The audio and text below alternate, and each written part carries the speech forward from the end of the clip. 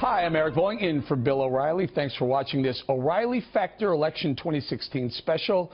We're going to go right to our top story, the battle for the Supreme Court.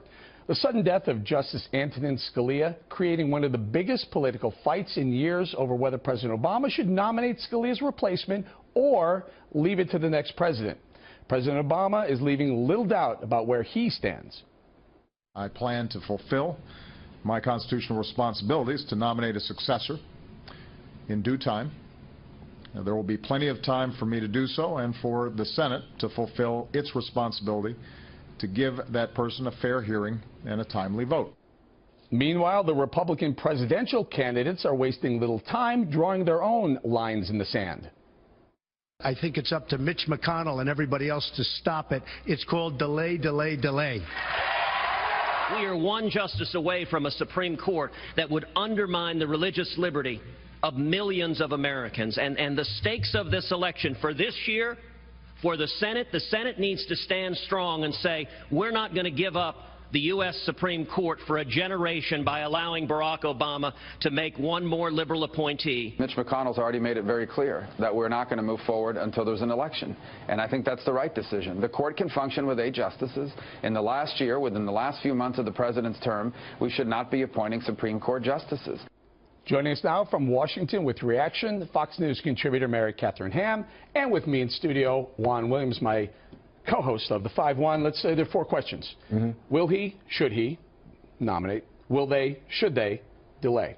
Let's start with will he and should he? He should. That's his responsibility as President of the United States. That's what the Constitution says, that he should nominate, and the Senate should advise and consent, in this case, have hearings and have a vote. Oh, he should, so will he now? Yes, and he will. He said it. That's not me. Yeah. Mary Catherine, now let's take the Senate. Will they and should they go ahead and delay this nomination, whomever it may be?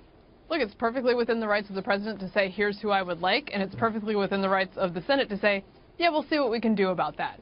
That's the process, and it's far from standard operating procedure to name somebody during an election year who will fundamentally change the ideological balance of the court when we've already started voting for a new president. This process has begun already. So I do think there's plenty of precedent to say, hey, we're going to stop, including, by the way, the Democrats' own pattern of aggressing when it comes to judicial nominees, borking, which is the verb for personally assailing a nominee, nuking the filibuster when it suited them, and using the judicial filibuster when it suited them under Bush. There's plenty of precedent here for going hard on this issue and for sticking to their guns. And sticking to the American, let's say, on you, the politics, what will it be perceived? In other words, people have accused the Republicans of being obstructionists in the past. If they do it one way, they can be clearly seen as obstructionists, that they say we're not even going to hear this. But what about if they just listen and they say, okay, let's talk about this nominee and let's draw this out a little bit? I think listening is fine. Frankly, they did a fine job with Sotomayor and Kagan. Some argued for a filibuster. I argued against it. They ended up doing that very smoothly with plenty of votes. This is a different situation in a different year. There's a Republican Senate for a reason, because they won a bunch of seats because a bunch of people were mad at President Obama. So there's plenty of backup from the voters to say, hey, let's chill and look at this for a minute. Yeah, and that's exactly the reason why you should have this go forward. Because guess what? There are lots of people who voted for President Obama twice to be president for 8 years, not 7 years and a few months, but 8 years.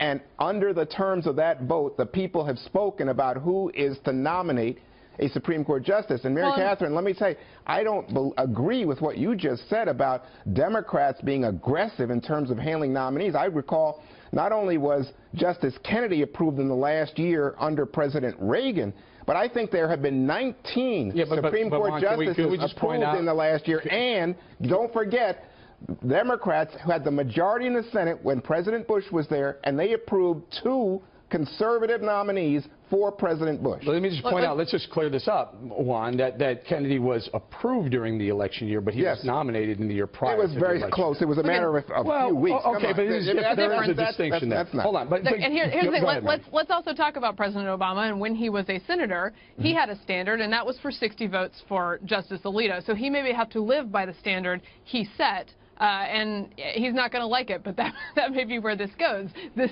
is how it works. There's a high threshold. This is a serious matter. So let's talk about President Obama here a little bit, about the hypocrisy of what he's doing. Mary Catherine Ham points out that he voted to get a 60-vote threshold for Alito. Now I guess he's suggesting he still isn't going to get the vote anyway. There never has been a 60. Here's my question for you, though, Juan. The president says he has a constitutional responsibility, yet he spent the better part of 7 years going around the Constitution on the executive order, on immigration, on the big one, some would say on Obamacare. This is so fascinating to me. You have people who used executive orders far more than President Obama, including President Bush, George W. Bush, President Clinton, President Reagan, and yet you keep coming back to this. Because I think this is just like... Because those presidents used it for things like declaring national holidays or declaring the day of this and whatnot. Not any president, at least in recent memory, has used executive order to change policies dramatically as President Obama has. Because we live in such politically polarized times, and we have, and I think this is another example of it. Every time the president tries to do something, Republicans obstruct, and then when he responds, you say, oh, this guy's a despot. He's a king. Juan, he uses executive power to turn his feelings into law at any turn. He routinely says he spurns Congress, and then he does nothing to cultivate that relationship, and then he says, hey, I'm going to come to you for a solid at this point late in my lame duck career. No, that's not how it works. Well, you actually do have to cultivate that. I don't know who spurns who, Mary Catherine, because it seems to me that it was Mitch McConnell who's leading the obstruction on this justice. That's why they approved the first two choices for him. Governing America, forget that I'm elected to be the Senate Majority Leader. My job is to stop Obama from having a second term. Does that sound like someone who's serious? Where'd Kagan and Sotomayor come from then? They were voted by a majority of the Senate, right? Yeah. So what's to stop this now?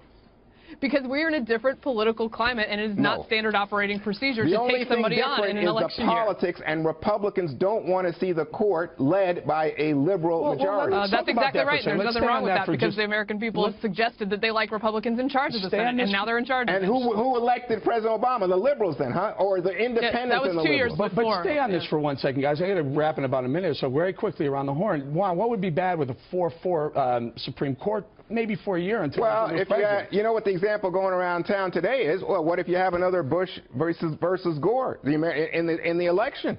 Why not expect that your Supreme Court should function, your Senate should function, and your president should function and get it done? Mayor Catherine, what about a 4-4 tie until the next president comes in sworn in? There's plenty of precedent for that as well. And if the president was interested in functioning, he could function on Obamacare in the normal process. He could function on executive orders on immigration on the normal process and go to Congress, and he doesn't do that. All right, we got to leave it right there. Juan and Mary Catherine, great debate. Thank you very much.